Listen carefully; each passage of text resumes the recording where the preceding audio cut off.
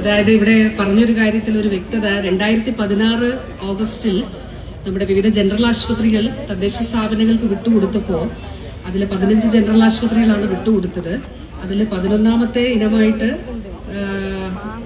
ഏറ്റവും സമാദരണീയനായിരുന്ന പാണക്കാട് സയ്യിദ് മുഹമ്മദ് സാഹിബ് തങ്ങൾ സ്മാരക ജനറൽ ആശുപത്രി മലപ്പുറം മഞ്ചേരി മുനിസിപ്പാലിറ്റിക്ക് വിട്ടു നൽകിയിട്ടുണ്ട്.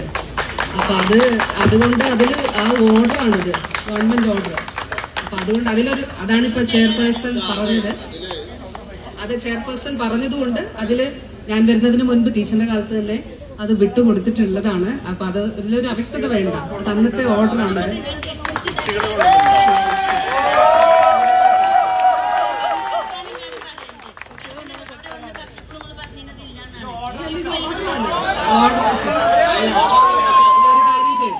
ഒരു കാര്യം ചെയ്തട്ടെ, നമുക്കൊരു കാര്യം, ഇതൊരു ഗവൺമെന്റ് ഓർഡർ ആണല്ലോ. അപ്പൊ ഞാൻ അല്ല, നമുക്കതിലൊരു അങ്ങനെ ഒരു പൊതുവായ വികാരമല്ലേ, ഒരു നാടിന്റെ വികാരമല്ലേ.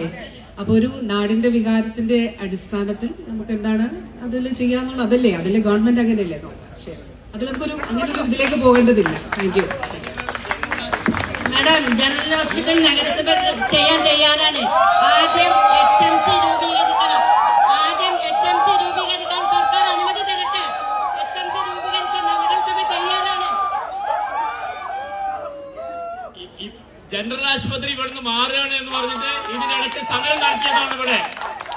ഇപ്പൊ ആ ജനറൽ ആശുപത്രിക്ക് ആണ് 10 കോടി രൂപ അനുവദിച്ചിട്ടുള്ളത്.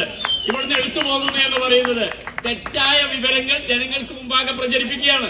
അതാണ് ഇവിടെ നടന്നുകൊണ്ടിരിക്കുന്നത്. ഉമ്മൻചാണ്ടിയെ കരിങ്കൊടി കാണിച്ചു എന്ന് പറഞ്ഞു.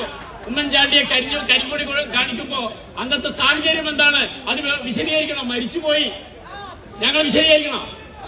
അപ്പൊ വേണ്ടാത്തരങ്ങളൊന്നും പറയണ്ട. ഇവിടെ ഇപ്പൊ നല്ല നിലയിലാണ് ഈ കാര്യങ്ങൾ നടന്നു പോകുന്നത്.